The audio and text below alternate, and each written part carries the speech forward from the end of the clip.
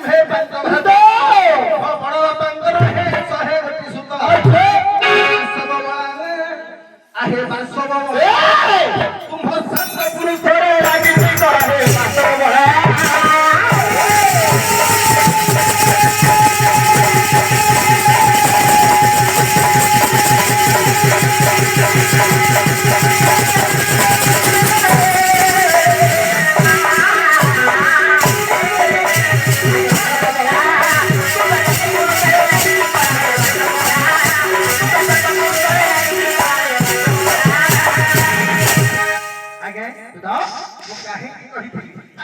ଆପଣଙ୍କ ବଂଶରେ କରିଥିଲ କ୍ରିୟା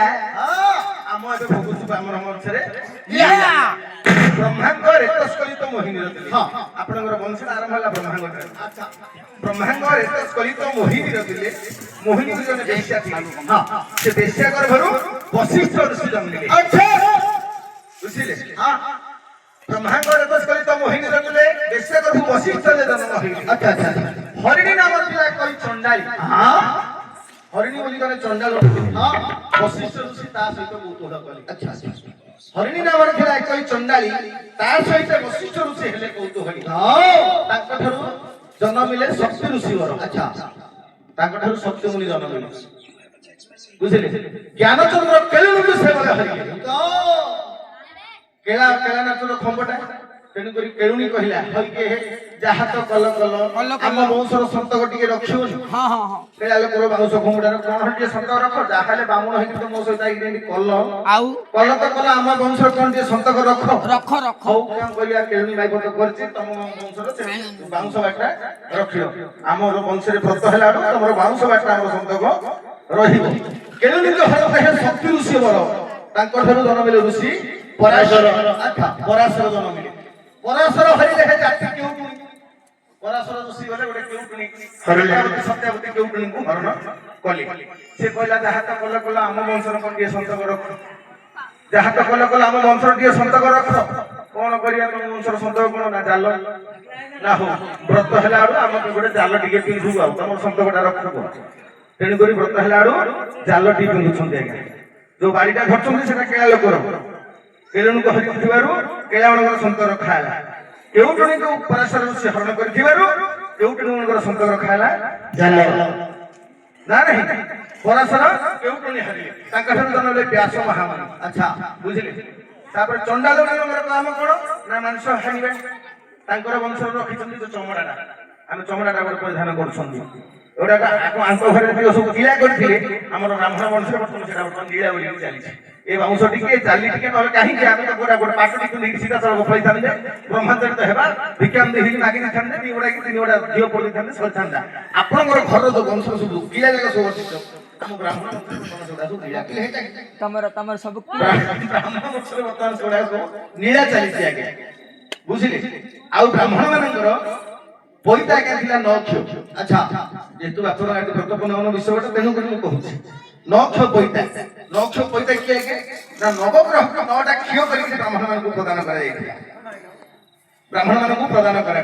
ସେଥିରୁ ପ୍ରଥମେ କୁମ୍ଭାର ଆସିଲା କହିଲା ପ୍ରଭୁ ମତେ ଗୋଟେ କ୍ଷୀରି ଦରକାର ନା ତୁ କଣ କରିବୁ ରେ ନା ମୁଁ ହାଣ୍ଡିର ଯୋଉ ବେକ କାଟି ଆଉ ନେଲା ସିଏ ବୋଲେ ଯୋଉ ଧାର କାଟୁ ନା ଢାଳୁଟା ଢାଳ କଳସ କୁମ୍ଭ ଯାହା ଗଠନ କରୁଛନ୍ତି କାଟିବା ପାଇଁ ସିଏ ଗୋଟେ ସୂତା ନେଇଗଲା ବାକି ରହିଲା 8 କ୍ଷ ଆଉ କୁଆଡେ ଗଲା ବାକି ରହିଲା 8 କ୍ଷ ହାରି ପିଲା ଗୋଟେ ରହିଲା ଏ ଯୋଉ କେଉଟ ମାନେ କହିଲେ କଣ କେଉଟ କଣ ନା ଗୋଟେ ବଟପତ୍ର ଉପରେ ପ୍ରଭୁ ବିରାଜମାନ କରୁଛନ୍ତି ସବୁଆଡେ ଜଳମୟ ହେଇକି ଅଛି ବଟପତ୍ରଟା ଟିକେ ତଳମଳ ଶ୍ରୀ ପ୍ରଭୁ ତତ୍କ୍ଷଣାତ ଗୋଟେ ପୁରୁଷ ସୃଷ୍ଟି କଲେ କହିଲେ ବଟପତ୍ରଟା ଟଳି ପଡିବ ଆଉ ଉପରେ ମୁଁ ବିରାଜମାନ କରୁଛି ନିରାକାରୀ ବଟପତ୍ର କରିଲେ ଶୟନ ଚିନ୍ତିଲେ ପୁରୁଷ ସୃଷ୍ଟି କଲେ ଏଟା ଟଳମଳ ହଉଛି ପଡିଯିବ ଟିକେ ଦେଖେ ଦେଖୁ ପବନ ହେଲା କଣ ହେଲା ବଟପତ୍ରଟା ପଡିଗଲା ଯେମିତି ଇଏ କଣ ପଚାରୁଛି କେ ବଟ ମାନେ ସେ ବଟ କୁଆଡେ ଗଲା କେ ବଟ ତା ନାଁ ହେଇଗଲା କେଉଟ କେ ବଟ ସେ ବଟପତ୍ରଟା କୁଆଡେ ଗଲା କେ ବଟ ବୋଲି ତା ନାଁ ହେଇଗଲା କେଉଟ ସିଏ କଣ କରିବ ତାକୁ ଗୋଟେ ମାଛ ଦେଇଛି ନା ମାଛ ଧରିବା ପାଇଁ କଣ ଦରକାର ନା ଗୋଟେ ଜାଲ କିଣିଲି ସେ ଗୋଟେ ସୂତା ମାଗିଲା ତେଣୁକରି ଏ ଯୋଉ ଜାଲ ମୀନ ଧରିଲେ ତୋତେ ପାପ ଲାଗିବ ନାହିଁ କାହିଁକିନା ପ୍ରଭୁକୁ ଉଦ୍ଧାର କରିବା ପାଇଁ ସେ ଚେଷ୍ଟା କରିଛି ତେଣୁକରି ସେମାନେ ଜାଲରେ ମାଛ ଧରିଲେ ପାପ ଲାଗିବ ନାହିଁ ନା ନା ହଁ ଆଉ ଗୋଟେ ନେଲା ତନ୍ତିବା ରମୁଣି ରମୁଣି ଆଉ ଗୋଟେ ସୂତା ହଁ ବୁଝିଲୁ ଲୁଗା ବୁଣି ଆବୁ ହଁ ତିନି ଜଣ ତିନିଟା ସୂତା ନେଇଗଲେ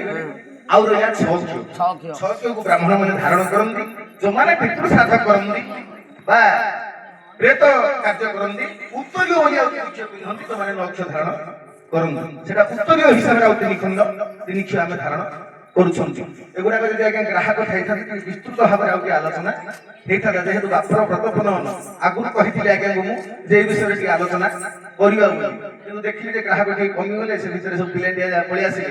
ଯୋଉ ପ୍ରକାର ଚାହୁଁଛନ୍ତି ସେ ପ୍ରକାର ଟିକେ ଆଲୋଚନା ହେଇକି ଚାଲିଲା ତେଣୁକରି ଆଜ୍ଞା ଆପଣଙ୍କ ବଂଶରେ କରିଥିବା କିଳା ଆମର ବ୍ରାହ୍ମଣ ବଂଶ ପାଇଁ ହେଇଗଲା ଆଜ୍ଞା ନୀଳା